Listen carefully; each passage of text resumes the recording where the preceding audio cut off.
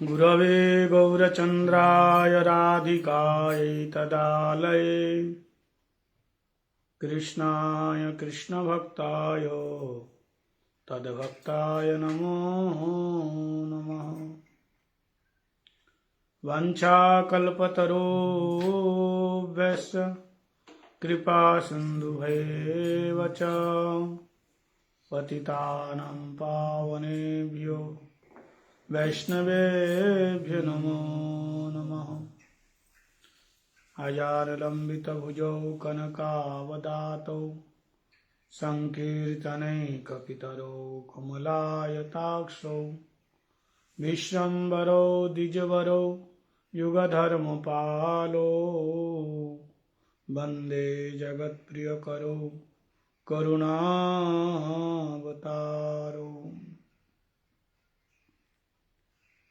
वन्दे जगत्प्रियकरौ करुणावतारो। कृष्णतदीयपादपङ्कजपञ्जरान्ते अद्यैव मे विशतु मानसराजहंस। प्राणप्रयाणसमये कफवातपित्तैः कण्ठावरोधनविधौ स्मरणं कुतस्ते। भक्ताविहीनाय अपराधलक्ष्यै क्षिप्ताशकामादितरङ्गमध्ये कृपामयि तं शरणं प्रपन्ना वृन्दे नमस्ते चरणारविन्दम्। भज श्रीकृष्ण चैतन्य प्रभु नित्यानन्द श्री अद्वैत गदाधर शिवासादि गौरभक्तवृन्द। बोल हरे कृष्ण कृष्ण कृष्ण हरे हरे, हरे राम राम राम हरे हरे।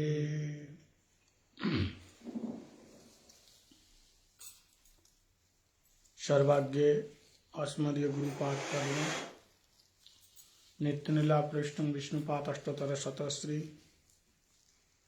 श्री श्रीमद् भक्ति वेदांत शिला बावन गोस्वामी महाराज जी के श्री चरण कमलों में अनंत अनंत कोटि साष्टांग दंडवत प्रणाम निवेदन करता हूँ।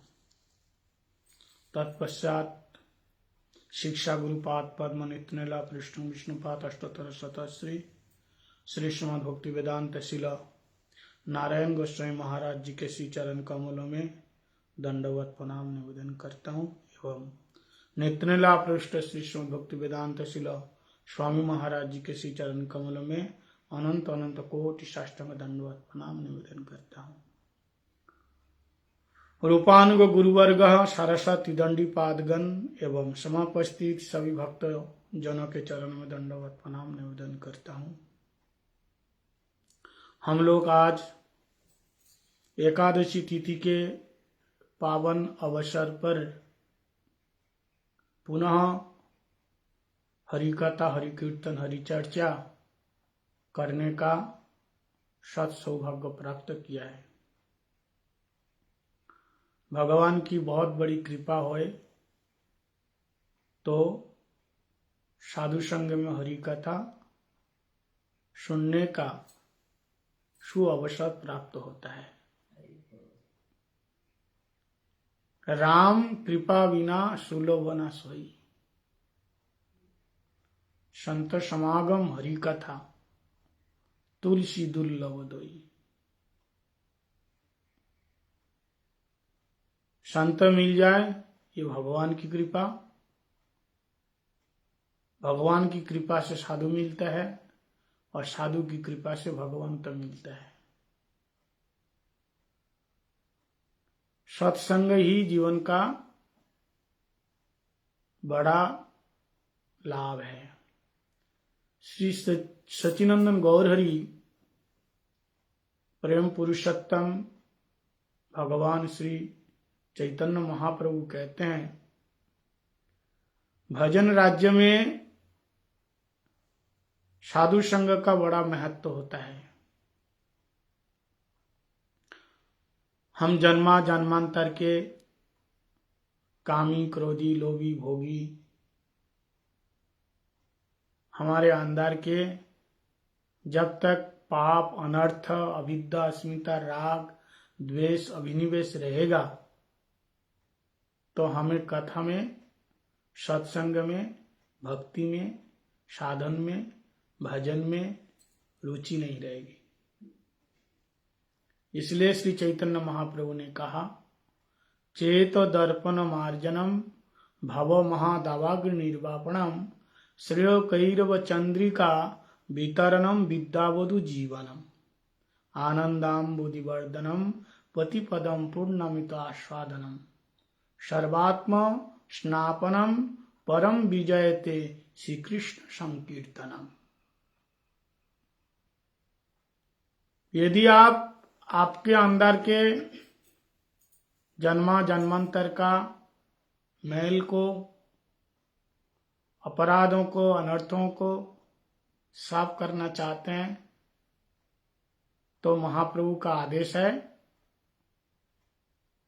चित्त रूपी दर्पण को, चित्त रूपी दर्पण को साफ करने के लिए साधु के संग में हरि कथा, हरि कीर्तन श्रवण करो।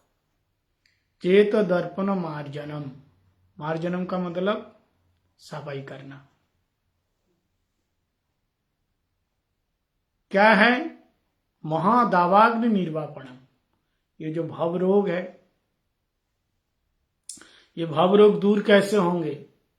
संसार का रोग, दैहिक, दैविक, भौतिक तापा, आध्यात्मिक, आदि भौतिक और आदि दैवी, ये 3 प्रकार के ताप। हम सब लोग भवरोग के रोगी है। इस भवरोग की दावा क्या है? औषधि क्या है? कृष्ण नाम, भवौषधि। निवृत्त तश्रयी उपगीयमानात् भवौषधि सत विरामात् कह उत्तम श्लोक गुणानुवाद पुमान विरतेज बिना पशुघ्रणात्। हमारे कानों से जब भगवान की कथा अंदर जाएंगे तो ये कथा औषधि का काम करती है। कर्णा रंधेना हृदय भविष्यति। कानों के माध्यम से हमारे अंदर प्रवेश होता है। जैसे मुख से हम दवा पीते हैं तो अंदर जाकर के दवा असर करते हैं, ऐसे कानों के माध्यम से आप कथा रूपी औषधि पी रहे हैं, भवौषधि। ये कौन सी औषधि है? ये भव रोग की औषधि है।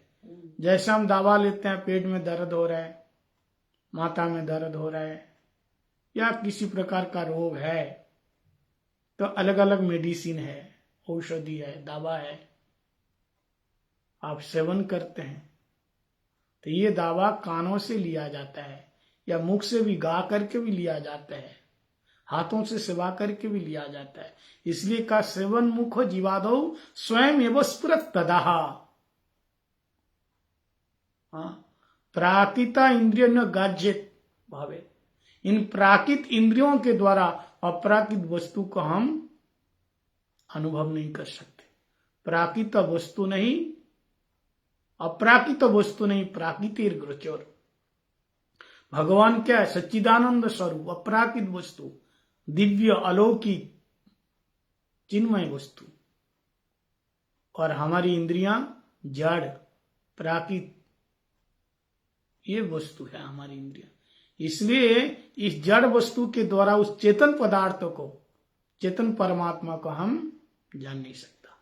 इसलिए सेवन मुख जीवादो स्वयं एवं स्फुरत। सेवा वृत्ति,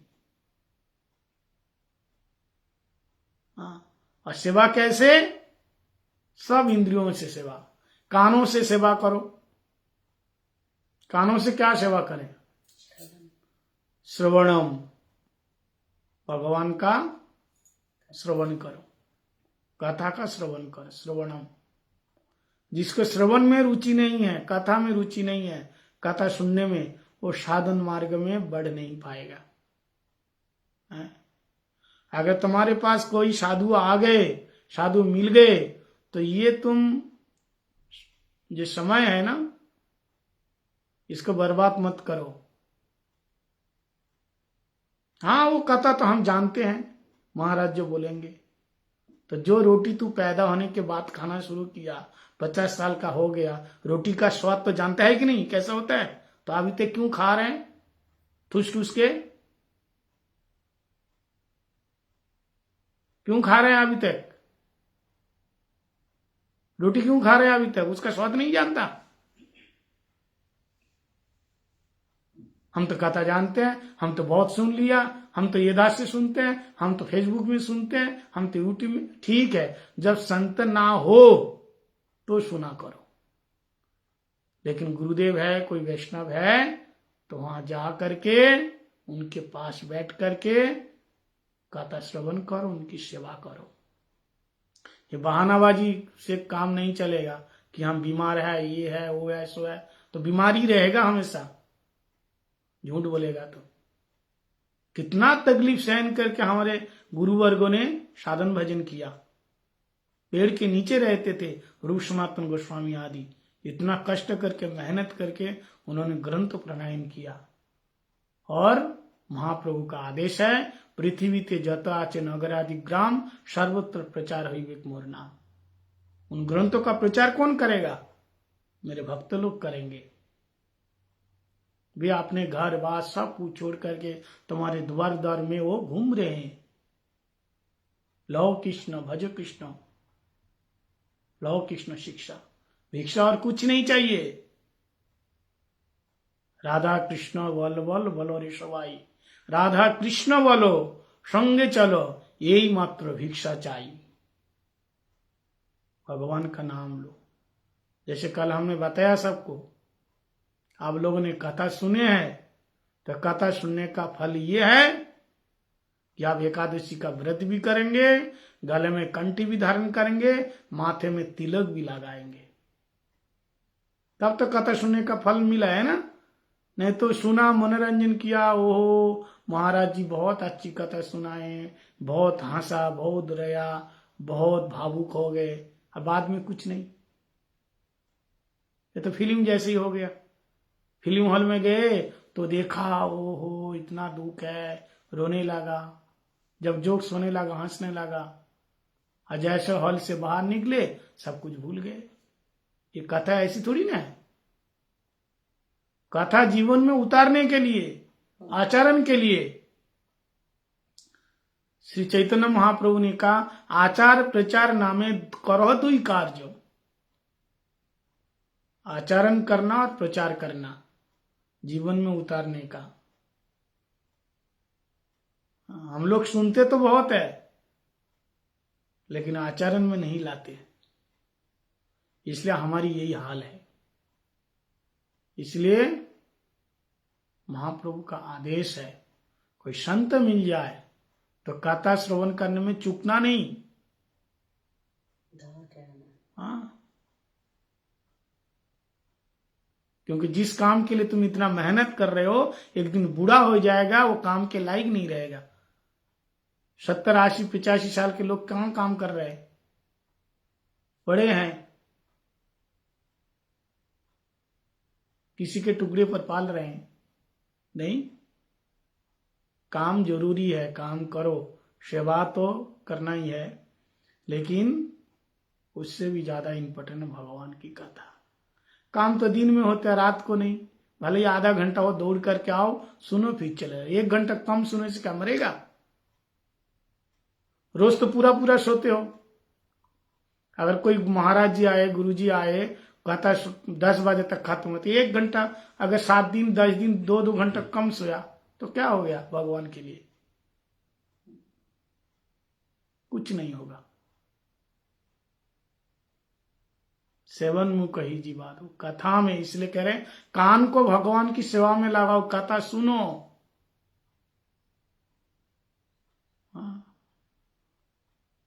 विक्षेक्षेण कथा सुजा न उत्पादय यदि रतिम श्रमय वही केवलम। भागवत में बताया, भगवान की कथा में रुचि नहीं है श्रवण करने में, तो फिर क्या है, श्रम एव ही केवलम, उसका सारा साधन का श्रम है, बेकार जाएगा। इसलिए कथा क्या है, भवौषधि है। कानों से पियो, आंखों से पियो, मुख से पियो। कानों से क्या करना, कथा श्रवण करना, ये भी औषधि। दवा कान में भी डालते हैं ना, डालते नहीं है, आंख में भी डालते हैं। कानों में दर्द है तो कानों में क्या कहते हैं, ये 2 बूंद डाल देना। आंख खराब है तो आंखों में 2 बूंद डाल देना। कोई नाक में भी डालते हैं, डालते नहीं, मुख से तो हम खाते ही हैं। हाथ दर्द हो रहा है तो थोड़ा सा बाम लगा दिया, मालिश कर देना, नहीं करते हैं। सर में दर्द है तो दवा भी खाते हैं और सर का तेल भी मालिश करते हैं। तो सेवन मुख जीवा दो, केवल सेवन मुख जीवा दो होने से नहीं होगा, सब इंद्रियों से, कानों से सुनो, आंखों से देखो भगवान का, नाकों से सूंघो, मुख से कीर्तन कथा, जीवा से रस का आस्वादन, भगवत प्रसाद का कृपा लो, प्रसाद की, हाथों से सेवा करो, पैरों से परिक्रमा करो, पूरी इंद्रियों से भगवान की सेवा करना है। इसलिए इसको कहते हैं भवौषधि, भवरोग का औषधि है। निवृत्त तस्य उपगीयमानात्, ये क्या है, ये जो निवृत्त हो चुके हैं, जो संत हैं, ये औषधि बांट रहे हैं। ये दावा आप पियोगे तो क्या होगा, भव रोग दूर हो जाएगा। भव महादावाग्नि निर्वापणम, जंगल में जो आग लगी है ना, किसी ने नहीं लगाया, अपने आप लग गए। तो संसार में तुम जो भटक रहे हो, दुख मिल रहे हैं, किसी ने तुमको दुख दिया नहीं, तुम अपने आप अपने कर्म के निर्माता स्वयं हो। निजकृत कर्म फल समुभ्राता, को काव को सुख दुख करी नहीं दाता। कोई किसी को ना सुख देते हैं ना दुख देता है, वो निजकृत कर्म। इसलिए चेत दर्पण मार्जनम भव महादावाग्नि निर्वापणम, इसमें बहुत सारे गुण है हरिनाम संकीर्तन करने से। हरिनाम संकीर्तन का पहला लक्षण क्या है? पहला लक्षण क्या है? चेत दर्पण मार्जनम। आप जब हरि कथा, हरि कीर्तन, हरि श्रवण, हरि सेवा करेंगे, वैष्णव सेवा करेंगे, आपका चित्त जो जन्मा जन्मांतर मैल है वो धीरे धीरे धीरे धीरे साफ हो जाएगा। खूब तो हरिनाम करते हैं, खूब श्लोक याद करते हैं, खूब क्लास लेते हैं, लेकिन मन में मैल भरा पड़ा हुआ है। खूब हम वैष्णव एटुकेट बताते हैं, वैष्णव सदाचार खूब बताते हैं, लेकिन खुद के अंदर वैष्णवता है नहीं। है बहुत से लोग हैं वैष्णव सदाचार खूब बोलेंगे, शास्त्रों की बात खूब बोलेंगे, खूब नियम दिखाएंगे। इसलिए कहते हैं दूसरों को बोलने की अपेक्षा खुद उसमें उतार जाओ, फॉलो करो। तो ये क्या है? मैल है। इसका दूर कैसे होगा? चेत दर्पणम, हमारा चित्त दर्पण, उसको मार्जन करो, सफाई करो। पहला लक्षण है ये संसार का ताप दूर होगा। भव दावाग्नि निर्वापणम, जो संसार का रोग है, भव रोग है, कृष्ण रसम पिबह निरामयम। अगर निरामय होना चाहते हैं, रोग मुक्त होना चाहते हैं, तो कृष्ण रसम पिबो, कृष्ण रस पियो, मतलब भगवान का नाम रस पियो। भवौषधि क्या है? भगवान का नाम रस है। संसार धीरे धीरे समाप्त हो जाएगा। संसार क्या है? संसार में रहना ही संसार है क्या?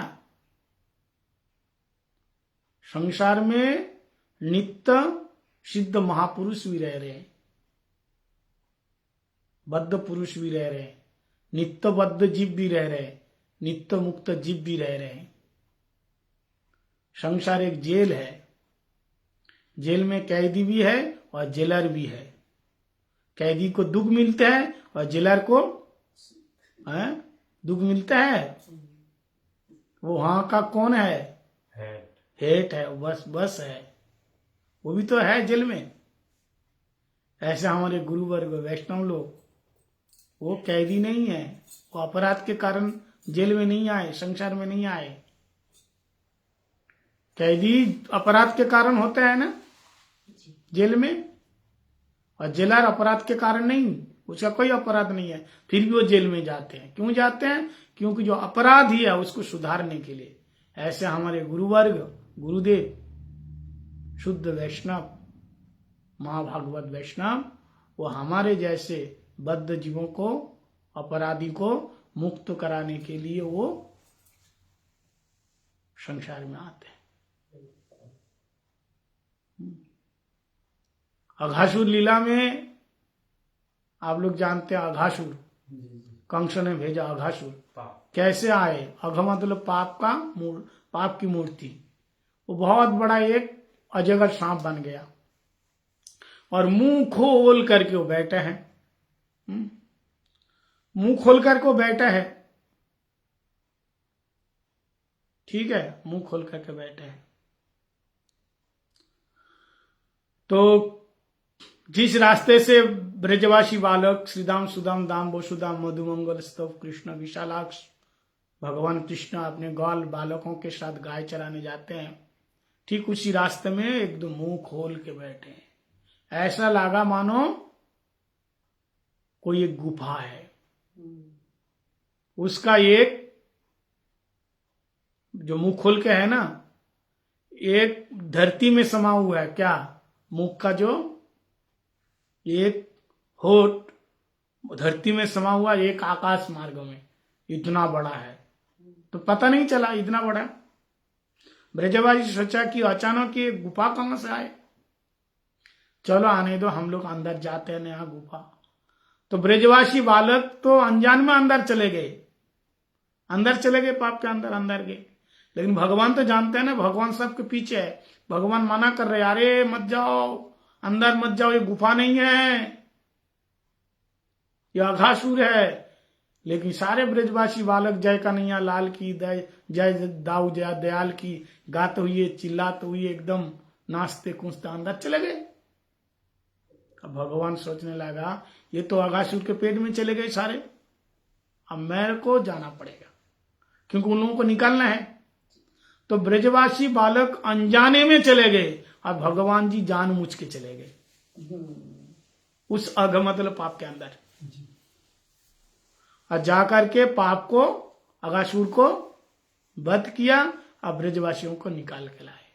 तो ऐसे ही भगवान और भगवान के भक्त गुरुदेव बड़े कृपालु है। हम लोग अपराधी है, अपराध किया इसलिए संसार में आए, हमको पता नहीं है हम क्या कर रहे हैं, अनजान है, अज्ञानी है। और गुरुदेव जानते हैं संसार क्या है, भगवान जानता है संसार क्या है। हमारे को उद्धार के लिए वो जान मुझ करके भी गुरुदेव संसार में आते हैं उद्धार के लिए। कैदी जानता है जेल ठीक नहीं है, फिर भी जेल में होते हैं। ऐसे ही इस संसार के जो ताप, संसार मतलब तू तेरा मैं मेरा, यही है संसार। अहम, ईगो, यही है तो संसार। हमारे अंदर संसार है, मैं मेरा तू तेरा, यही है संसार और कुछ नहीं है। भक्तिनाथ ठाकुर जी ने कहा, अहम ममता बुद्धि, अहम मम बुद्धि, मैं और मेरा और कुछ नहीं है। ये घर मेरा, ये पत्नी मेरी, ये बेटा मेरा, ये बेटी मेरी, ये सब मेरा है। अरे शरीर संबंध वस्तु में और कुछ जानता नहीं है। लेकिन इसका जब संसार में ना लगा करके भगवान में लगाओ। ये भगवान मेरा है, ये हरिगुरु वैष्णव मेरा है, ये बुद्धि आती है कभी? नहीं आती। जैसे अपने बच्चों के लिए, पत्नी के लिए कोई चीज देख करके तुम्हें उसको देने का मन करता है, करता नहीं है कि वो खुश हो जाएंगे। ऐसे कोई अच्छी चीज देखोगे तो भगवान के लिए लाओगे। हमारे ठाकुर जी है, गोपाल जी है, उनको देना है, हमारे गुरुदेव को देना है, गुरुजी खुश हो जाएंगे। गुरुजी खुश होने से क्या होगा? भगवान प्रसन्न हो जाएंगे। ये भाव। ते भव महादावाग्नि, संसार का रोग क्या है? ये त्रिताप है। संसार में रह करके दुख लेना, ये त्रिताप है, ये भवरोग है। इसको दूर करना है। श्रेय कैरव चंद्रिका, जब भवरोग दूर हो जाएगा तो हमारे अंदर चंद्रिका, स्निग्धता, धीरे धीरे संसार का जो कष्ट है ना, आप देखो ना, थोड़ी सी भक्ति करो, भक्ति में रस आने लग जाए ना, तो फिर दुनिया आपको फीके पड़ जाएंगे, फीकी पड़ जाएंगी, अच्छा नहीं लगेगा। जैसे देखो, अनुभव करो, जो लोग पहले प्याज लहसुन खाते थे, मांस मदिरा खाते थे, अब जो छोड़ दिया, भक्त बन गया, दीक्षा ले लिया, अब वो प्याज लहसुन से बहुत घिन करता है। क्यों? उसका जो बदबू है वो हाँ सहन नहीं कर सकता, उल्टी आएगी। जो लोग खाते नहीं तो बोले पहले कैसे अंदर डालते थे, पहले जानता नहीं था, अब उससे तुम्हारा मोह छूट गया। अब खाने वालों को जब तक इसका छौंक ना लगे, प्याज का, दाल में लहसुन का, तो बोले खाना बेकार बनाया।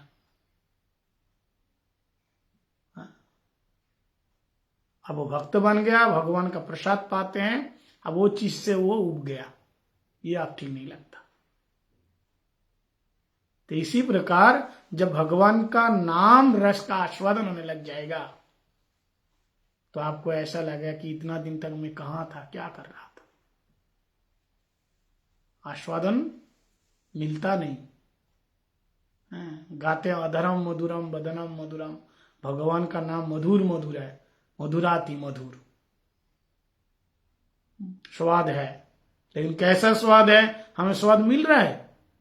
कोई स्वाद मिल नहीं रहा है।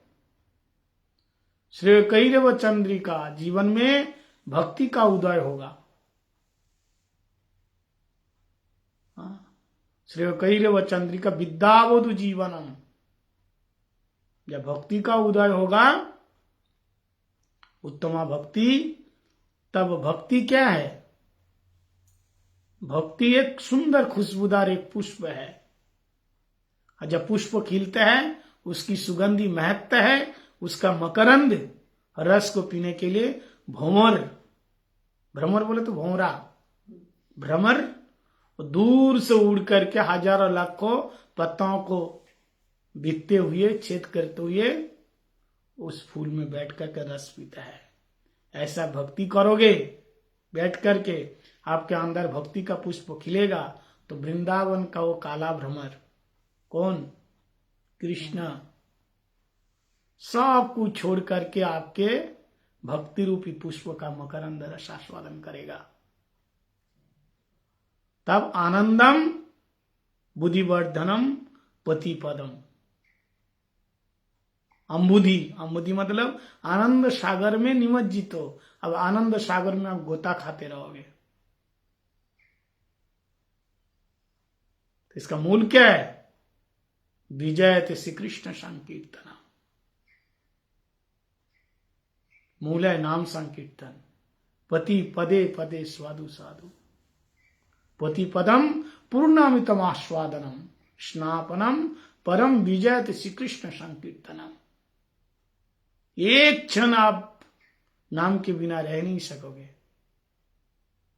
छंतिर वक्त कालतम विरक्तिमान शून्यता, आशा बंद समुत्कंठा, नाम गाने सदा रुचि, प्रीति तद वसति स्थले। नाम गाने सदा रुचि, भगवत नाम संकीर्तन छोड़ करके आप रह नहीं पाओगे। चाहिए हमेशा। ऐसा नहीं है कि अभी तो मैंने कर लिया फिर क्या करना है ना। अभी तो कथा सुन के आए, कल तो सुना,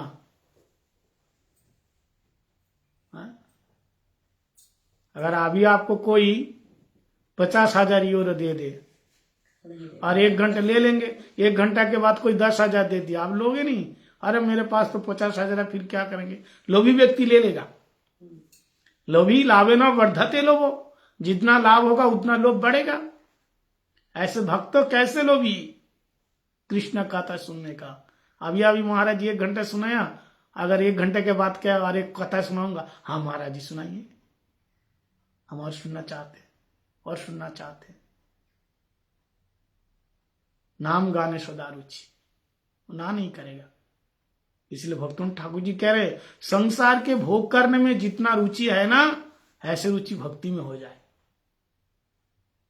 वो लड़का और लड़की का प्रेम होते हैं, जथा युवती जुनंच, एक युवक जैसे युवती के प्रेम में आकर्षित होकर के सब कुछ छोड़ देता है, और वो चाहता कि दिन रात हम एक दूसरे को छोड़े नहीं, पास में रहे, देखते रहे। ये संसार का काम है, विषय है। भक्तों ठाकुर जी कहते हैं विषय जे प्रीति एवे आछय आमार, সেই মতো প্রীতি হোক চরণে তোমার। क्या मतलब? विषय भोगने में, संसार का जो विषय भोगने में जैसे हमारी रुचि है, प्रीति है, लगन है,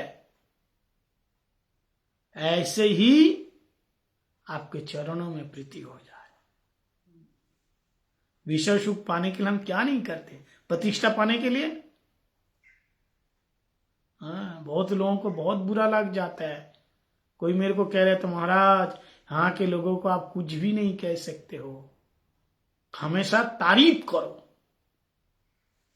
दोनों कान खोल के रखते हैं, कोई हमें तारीफ सुनाए, अपना दोष नहीं सुनना चाहता कोई। और गुरुदेव कहते हैं जिस दिन तुम्हारा कान तुम्हारा दोष सुनने को रेडी हो गया, उस दिन से तुम्हारे अंदर का दोष दूर हो जाएगा। हमारे कपड़े गंदे हैं तो हमें ध्यान देना पड़ेगा ना, ध्यान नहीं है तो साफ होगा। एक बात ध्यान रखना, दुनिया में ढूंढने से सब कुछ मिल जाती है, लेकिन एक चीज नहीं मिलती है, वो क्या है? अपनी गलती। अपनी गलती कभी दिखाई देते हैं? और दूसरों को, दूसरे बताने पर भी हम डोंट केयर। तू कौन होता है बोलने वाला? भक्ति इतना आसान नहीं है, बस तिलक माला लगा ले लिया, खंडी पहन लिया, बस भक्ति हो गया। माला ले लिया, खूब हम हरिनाम करे। अब कब से है? हम तो 78 से है, 89 से है, मेरे को बताते हैं। इतना पुराना है, 30-35 साल हो गए। और जरा सा कुछ कह दो, ऐसा बरस जाएगा महाराज, माने प्रलय आ गया। ये है महाप्रभु का विचार। तीना तो भी सुने चाहिए, यही भाव है। कुछ नहीं कह सकते, ये ईगो है। ईगो मतलब आगे जाने नहीं देता है। ईगो जो आगे बढ़ने नहीं देता, उसका नाम ईगो। समझ में आया? अहंकार टूट जाएगा, फूट जाएगा, छूट जाएगा, लूट जाएगा, बर्बाद हो जाएगा, फिर भी वो अहंकार नहीं छोड़ेगा। रावण ने अहंकार छोड़ा? दुर्योधन ने अहंकार छोड़ा? बताइए। रावण और दुर्योधन अपना ही अहंकार को ठीक रखने के लिए पूरे खानदान को बाजी लगा दिया। रावण का खानदान रहा, खत्म कर दिया। दुर्योधन सारे भाई मारे गए, केवल उसी का अकेले का अहंकार। इसलिए एक बात ध्यान देना, तुम्हारे अहंकार के कारण कोई तुम्हारा वंश नाश ना हो जाए। लेकिन अहंकार व्यक्ति को, हाँ हमारे लिए थोड़ी है, और किसी के लिए बोल रहे हैं। इसलिए गुरुदेव कहते हैं हमेशा अपना अंदर झांक के देखना चाहिए। हमेशा अंदर झांक के देखना चाहिए। इसलिए गलती, दोष, दो प्रकार के लोग हैं। एक प्रकार के लोग अपने अंदर दोष बिल्कुल नहीं देखते, और एक प्रकार के लोग दूसरे के अंदर गुण बिल्कुल नहीं देखते। समझ में आया जी। शरण मंदिरे पश्यति छिद्रम पिपीलिका। क्या मतलब? आपके अंदर कितने भी गुण है फिर भी उसको नजर नहीं आएगा, और खुद के अंदर कितना दोष है उसको नजर नहीं आएगा। समझ में आया? एक सोने का मंदिर है, पूरा मंदिर किसका है? सोने का है, गोल्डन टेम्पल, सोने का मंदिर है। लेकिन पिपीलिका, पिपीलिका मतलब जानते हैं? पिपीलिका होते हैं चींटी। चींटी जानते हैं ना? चींटी, मकड़ी या चींटी। चींटी सोने के मंदिर में जाने के बाद भी सोना नहीं देखता। चींटी क्या ढूंढते हैं? छिद्र। छिद्र मतलब कहां छेद है, कि उसका अंदर घुसना है ना। चींटी कहां घुसेगा? जहां छेद होल है वहां घुसेगा। तो वो सोने के मंदिर में जाकर के भी वो छेद ढूंढते हैं, वो चींटी छेद ढूंढती है। बोले ऐसे कुछ लोग तुम्हारे अंदर कितने गुण हो, नहीं तुम ये नहीं जानते, वो नहीं जानते, वो तुम्हारे अंदर दोष निकालेगा। तो ये दो प्रकार के लोगों का उद्धार भगवान भी नहीं कर सकता, जो अपने अंदर दोष नहीं देखता और जो दूसरे के अंदर गुण नहीं देखता। इसलिए करना क्या है, ये आपको मैं उपदेश नहीं कर रहा हूं, हम सब के लिए, आपके लिए, हमारे लिए, सबके लिए, दूसरे के अंदर गुण देखो, अपने अंदर दोष देखो। और जब आपका स्टेज ऊंचा हो जाएगा तो अन्नस्व दोष गुण चिंतामाशु त्यक्तम बनम गच्छे। ना किसी का दोष देखो, ना किसी का गुण देखो। अगर देखना है तो भगवान की लीला दर्शन करो, देखो, कीर्तन करो। वो स्थिति हमारी नहीं है, इसलिए गलती। पति पदे पदे स्वादु स्वादु आस्वादन क्यों नहीं होता है? क्योंकि हमारा सबसे पहले संबंध ज्ञान नहीं है, और अपराध के कारण कोई संबंध ज्ञान नहीं होता। अरे गुरुजी जब थे ना, हमने कितना प्रचार किया, कितना सहायता की, अब क्या हो गया ना? गुरुजी है नहीं ना, गुरुजी है नहीं, तो ये जड़ बुद्धि है, गुरुजी है ही नहीं, ये जड़ बुद्धि है। गुरुजी नहीं, क्यों नहीं है? नित्य लीला में है। अगर आपके अंदर भक्ति होगी, वो प्रेम होगा, तो गुरुजी प्रत्यक्ष आके आपको दर्शन देंगे, चलते फिरते, स्वप्न में नहीं, प्रत्यक्ष आएंगे। गुरुजी नित्य सिद्ध पार्षद है, वो हमारे जैसे हड्डी मांस और रक्त के बने हुए नहीं है, भगवान के पार्षद है। इसका मतलब तुम दिखावा के लिए, दिखाने के लिए गुरुजी के सामने तुमने सेवा किया। अब गुरुजी नहीं है, आप क्या करें, बहुत कर लिया, ऐसा नहीं। बल्कि गुरुजी नित्य लीला में जाकर के वो परीक्षा लेते हैं कि मेरा असली भक्त कौन है, मेरे को याद कौन करते हैं। एक माँ अपने बच्चे को सारा दिन गोद में रखती है, जैसे उसको गोद से नीचे उतारते हैं ना तो रोता है वो।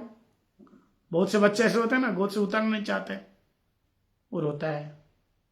माँ बड़े परेशान, थोड़ा घर का काम कर लूं, कुछ कर लूं, लेकिन ये गोद से उतारता ही नहीं। समझ में आ रहा है? छोटा बच्चा माँ गोद में लेके रखी है, लेकिन गोद से नीचे उतारता नहीं है। घर का काम तो भी तो करना है। तो माँ ने क्या किया, उस बच्चे को गोद से नीचे उतारने के लिए और घर का काम के लिए माँ ने उसके लिए खिलौना लेके आई। खिलौना जानते हैं, खेलने के चीजें लेके आए। खिलौना लेकर के, खिलौना उसके सामने रख करके बच्चे को नीचे उतार दिया। आप खिलौना देख कर को बच्चा, कुछ बच्चे तो खिलौना देख करके भूल जाते हैं माँ को, खेलने लगता है, पहले 10-15 मिनट खेलने लगता है। कुछ बच्चे तो बस खिलौना खेलते खेलते सो जाते हैं, और कुछ बच्चे 2-4 मिनट खिलौना खेलने के बाद फिर रोने लगते हैं माँ के लिए, हमें माँ चाहिए। तो गुरुजी जब नित्य लीला में जाते हैं तो हमें खिलौना देते हैं कि देखता हूं मुझे भूलता है कि नहीं, या याद करता है। खिलौना क्या, मान सम्मान पूजा प्रतिष्ठा दिया, गुरुजी का वैभव, गुरुजी का कितना प्रचार हो रहा है, क्या हो रहा है, कोई मतलब नहीं है। अपने मान सम्मान पूजा प्रतिष्ठा में क्या खिलौना पाके भूल गया। लेकिन जो शिष्य ये सब कुछ पाने के बाद भी नहीं, मेरे गुरुदेव ही सर्वस्व है, मां को याद करता है, तो सारे खिलौना को ठोकर मार करके जोर जोर से रोता है। ऐसे जो सत शिष्य है वो क्या करते हैं, सारे खिलौना को यानी मान सम्मान पूजा प्रतिष्ठा को छोड़ करके केवल गुरुदेव को पुकारते हैं या भगवान को, तब भगवान उसके सामने आ जाता है। तो गुरुदेव नित्य लीला में चले गए, विरह विशेष रूपे रहो मतलब आनंद, विरह में और ज्यादा स्मरण होता है, कीर्तन होता है, मिलन में नहीं। इसलिए आज भी गुरुदेव प्रकट है, लेकिन वो हमारे भाव में प्रकट है।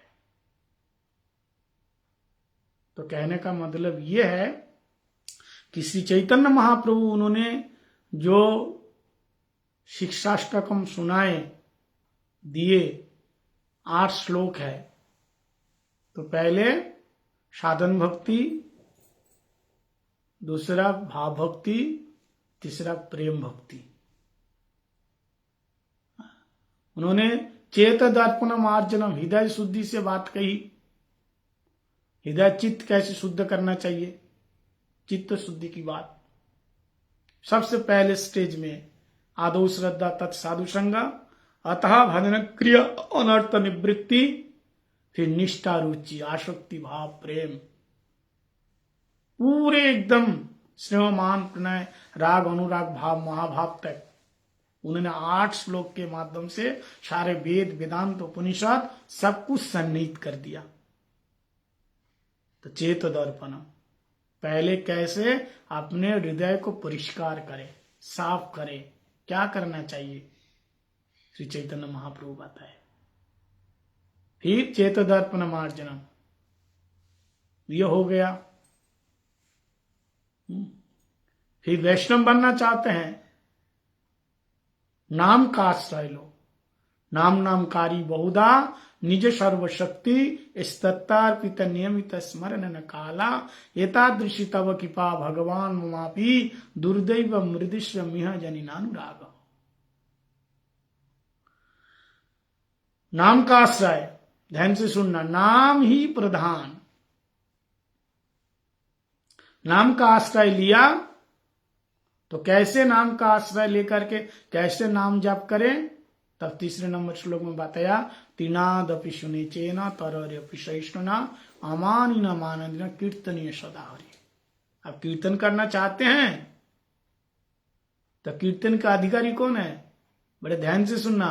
वो हारमोनियम लेकर आ ऊ कर दिया, बड़ा कीर्तनिया हो गया। परम गुरुदेव, क्या नाम, भक्ति प्रज्ञानशिला केशव गोस्वामी महाराज जी, ये कहते हैं सब ताल ठोका दल, अपनी भाषा में कहते हैं। वो जो आलाप छीटता ना, अरे कितने देर तो तू आ करा, आलाप है ना आ, तो इतने देर में तो पूरा महामंत्र ही हो जाता। जितने देर तक तू आ करते रहेगा ताल, उतने में तो पूरा महामंत्र हो जाएगा। इसलिए भागवतम में या श्री चैतन्य महाप्रभु चैतन्य चरितामृत आदि ग्रंथों में हमारे गुरुवर्गों ने कहा कीर्तन के अधिकारी कौन है। कीर्तन की बात मैं कह रहा हूं, ये दुनिया को रिझाने की बात नहीं, भगवान को रिझाने को। जो दुनिया बनाने वाला ठाकुर जी को रिझाना चाहते हैं तो कीर्तन के लिए कंठ नहीं चाहिए, उत्कंठा चाहिए। और वो कीर्तन का अधिकारी कौन है?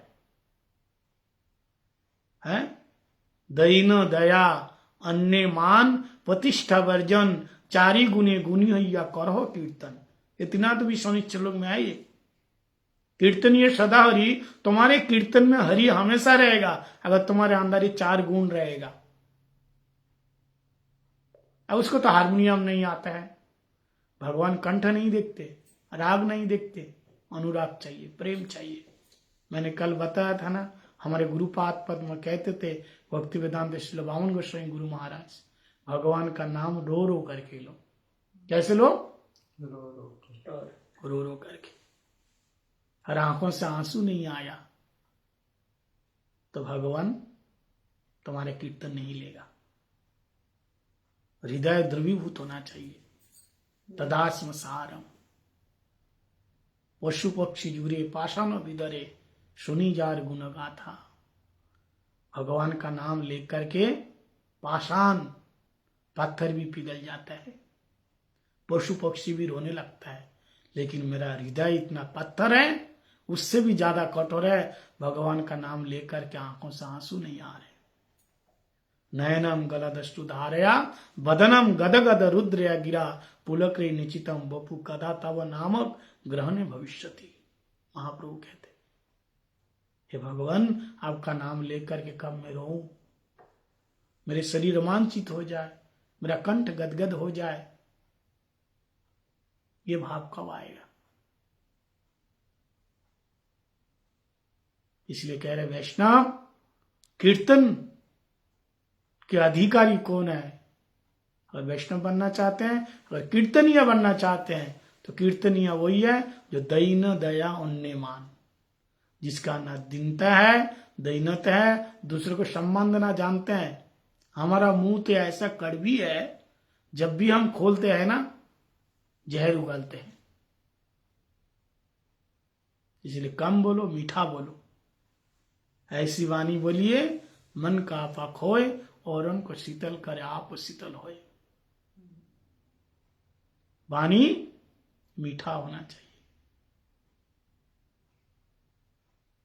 हम तो देखते नहीं कौन सीनियर है, कौन जूनियर है, देखते हैं? हम देखते नहीं सीनियर जूनियर को। हमारे मन में जो आ जाते हैं हम वही बोल देते हैं, वही बक देते हैं, अपराध होता है। कौन सन्यासी है, सामने कौन है, हम गुरु जी के बड़े भक्त हैं, ऐसे होते हैं वैष्णव लोग। लोग क्या सीखेगा?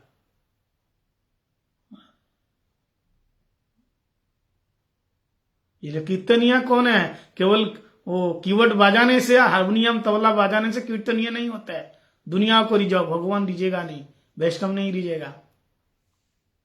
एक बहुत पुरानी बात है, आपको मैं बता देता हूं। एक बार कार्तिक महीने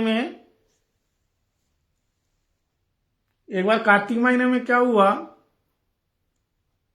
हमारे बहुत सारे गुरुवर्ग लोग थे, त्रिविक्रम गोस्वामी महाराज, त्रिविक्रम महाराज जी, और भी हमारे चाचा गुरु लोग, हमारे शिलो भक्तिवेदांत नारायण गोस्वामी महाराज जी थे। तो एक हमारे मठ के ब्रह्मचारी, उसको कहा कि तुम कीर्तन करो। एक कीर्तन करने के लिए उसको बताया, तुम कीर्तन करो। अब महाराज जो हारमोनियम लेकर के, हारमोनियम से गाते हैं, अच्छा गाता है, हारमोनियम लेकर के कभी यहाँ करे, कभी वो करे, कभी शो करे। अब हारमोनियम वाला तो पूरा परफेक्ट चाहिए ना, कभी ऊंचा, कभी नीचा, कभी कुछ करे। तो हमारे शिलो महाराज जी, भक्तिवेदांत नारायण गोस्वामी महाराज जी ने कहा, है छोड़, हारमोनियम छोड़ दे, छोड़, ऐसे ही गाओ। 1 घंटा लगा दिया। या हमारे सामने की बात है, जरूरत नहीं है हारमोनियम से बजाने की। आधा घंटा हो गया तभी से तुम हारमोनियम लेकर के छोड़ो, ऐसे ही गाओ। तो ये देखो, तो ये कोई दीनता हो, वैष्णवता हो, ये गुण हो तो कोई दिक्कत नहीं है। राग रागिनी तो बढ़िया हैं, लेकिन हम किसी वैष्णव को सम्मान नहीं देते, इज्जत नहीं देते। तो इसलिए कीर्तनीय सदाहरि कब है? तिनाथ विश्वनेचन तरोर विशेषणा अमानी न मान देना कीर्तनीय सदाहरि।